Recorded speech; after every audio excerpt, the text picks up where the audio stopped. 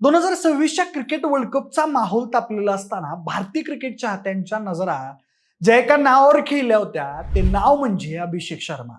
नावाजला की गावाजला या वाक्यानं आज अभिषेक शर्माचं टीम इंडिया मधलं स्थान अशा एका वळणावर येऊन ठेपलंय की पुढच्या मॅच नंतर अभिषेकला बेंचवर बसवतील का काय असं सगळ्यांना वाटू लागलंय. त्याचं कारणच असे की 0-0-0 अभिषेक शर्माच्या मागच्या 3 मॅचेस मधला स्कोर.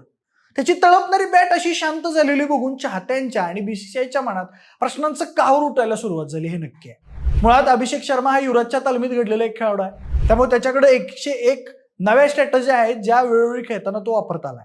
हे आपण IPL आणि इतर मॅचेस बघून बघत आलो आहोतच, पण वर्ल्ड कप मध्ये तो नेमका कुठे आणि कसा काढला, अभिषेकचा तडफदार फॉर्म कुठे हरवत चाललाय हेच आपण या व्हिडिओच्या माध्यमातून जाणून घेणार आहोत. नमस्कार, मी प्रथमेश आणि तुम्हाला तर माहिती आहे आपला विषयच भारी. म्हणजे क्रिकेटच्या मैदानावर एक नियम कायम लागू असतो, तो म्हणजे कालचा हिरो आजचा विलन होऊ शकतो आणि आज मीडियावर ट्रोल होणारा उद्याचा सुपरस्टार असू शकतो. 2026च्या T20 वर्ल्ड कप मध्ये भारतीय चाहत्यांनी अगदी असंच काहीतरी पाहिलं. काही महिन्यांपूर्वी ज्याचं नाव T20 क्रिकेटच्या आकाशात झळकत होतं तोच अभिषेक शर्मा अचानक शून्यांच्या जाळ्यात अडकलाय. त्यामुळे सगळ्यांच्या मनात एकच प्रश्न निर्माण होऊ लागलाय, तो म्हणजे की त्याचा तात्पुरता फॉर्म संपलाय की खरंच मोठा गंडा आहे. याचं नेमकं कारण काय असू शकतं याचं आपण बघूयात. तर बघा, या गोष्टीची सुरुवात करूया पहिल्या क्षणापासून, जेव्हा अभिषेक शर्मा भारतीय संघासाठी एक्स फॅक्टर म्हणून मानला जायचा. त्याचबरोबर त्याचा आक्रमक डाव, पहिल्याच ओव्हरपासून गोलंदाजांवर हल्ला आणि बेधडक आत्मविश्वास ही त्याची ओळख बनली होती.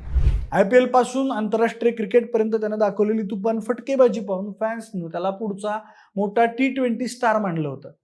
टीम मॅनेजमेंटला सुद्धा वाटायला लागलं होतं की पॉवर प्ले मध्ये भारताला स्फोटक सुरुवात देण्याची जबाबदारी अभिषेक सहज पेलणार. पण अभिषेक मैदानात उतरल्यानंतर अचानक ट्विस्ट आला. त्यातला पहिला धक्का असा होता की त्याच्या शरीरानं त्याला न दिलेली साथ. स्पर्धेच्या आधीच अभिषेकला पोटाच्या संसर्गाचा त्रास झाला. हे थोडं साधा आजार पण नसून अभिषेकला हॉस्पिटलपर्यंत जावं लागलं. त्यात ज्याचं वजन खूप घटलं, शरीर कमकुवत झालं. बाहेरून पाहणाऱ्यांना कदाचित वाटलं असेल काही नाही, 2-3 दिवसात फिट होईल, पण प्रोफेशनल क्रिकेटमध्ये शरीराची 10% घसरण ही मोठा फरक करते. त्यानंतर टीम मॅनेजमेंट समोर कठीण निर्णय होता की पूर्ण फिट नसलेल्या खेळाडूला खेळवायचं का. तरी देखील शेवटाला त्याची परिस्थिती आणि शरीराची साथ बघून त्याला संधी देण्याचा मार्ग टीम मॅनेजमेंटने निवडला. पण वर्ल्ड कपच्या सुरुवातीपासूनच त्याची घसरगुंडी सुरू झाली.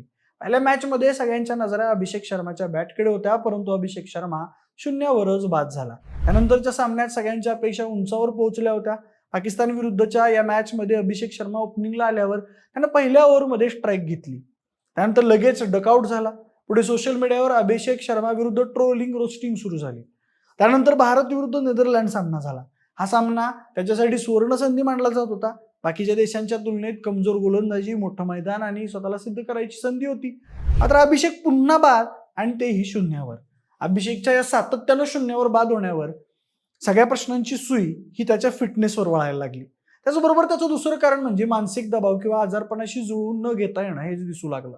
याआधी तो मैदानात असताना ज्याच्या पळीनं धावा काढायचा तीच चपळता दुखापतीनंतर गायब झालेली आपल्याला त्याच्या चेहऱ्यावरून दिसून येते.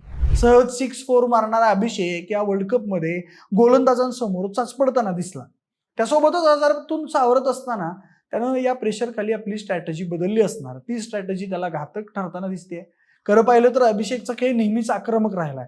तो क्रीजवर आला की पहिल्या काही चेंडूंमध्येच गोलंदाजांवर दबाव टाकण्याची त्याची सवय आहे.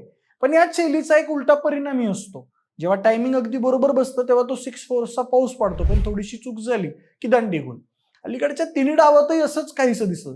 अभिषेकची शॉट निवडण्याची घाई, शरीर आणि बॅट यांचा ताळमेळ थोडासा बिघडलेला दिसला आणि त्याचाच परिणाम म्हणून शून्यावरच पॅव्हलियनमध्ये परतला. त्याचबरोबर तिसरं कारण म्हणजे अभिषेकचा फॉर्म काढण्यामागे मानसिक दबाव हा मोठा घटक असू शकतो. तरुण खेळाडूंवर अपेक्षांचं ओझं पटकन येतं.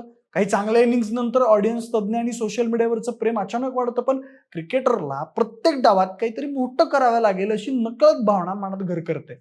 अशा वेळी खेळाडू नॅचरल खेळ विसरून इम्पॅक्ट निर्माण करण्याचा प्रयत्न करतो आणि हीच त्याची चूक ठरते. हीच गोष्ट या 3 सामन्यात अभिषेकच्या बाबतीत दिसून आली. म्हणूनच अभिषेकचा फॉर्म कुठं हरवलाय हा प्रश्न आपल्याला पडू लागतो. परंतु पुढच्या सामन्यात अभिषेकला याच गोष्टींवर संयम ठेवावा लागणार आहे. सुरुवातीचे काही चेंडू पाहून खेळणं, शरीर स्थिर ठेवणं, आजारावर नियंत्रण ठेवणं आणि स्वतःचा नॅचरल खेळ हळूहळू गोलंदाजांवर उघडणं हे त्याच्यासाठी आव्हान ठरणार आहे. आणि पुढच्या सामन्यात एक केलं तर तो पुन्हा जुना अवतार दाखवू शकतो आणि रन्स बोर्डवर असलेला त्याचा हा सलग 3-0चा डकआउटचा विक्रम अचानक शतकांमध्ये सुद्धा दिसू शकतो. बाकी मोठ्या अपेक्षेनं संघस्थान मिळवलेला अभिषेक आजारपणा आणि दबावाच्या चक्रव्यूहात असा काय अडकलाय की 2026चा वर्ल्ड कप त्याच्यासाठी आत्मचिंतनाचा विषय बनलाय. बाकी म्हणजे अभिषेकला पुढच्या मॅच मध्ये घेतील की बेंचवर बसवतील, या अभिषेकच्या जागी संजू सॅमसनची वर्णी लागेल, हे आम्हाला कमेंट करून नक्की सांगा आणि आपल्या विशेषवारीच्या युट्यूब चॅनलला सबस्क्राईब करायला अजिबात विसरू नका. धन्यवाद.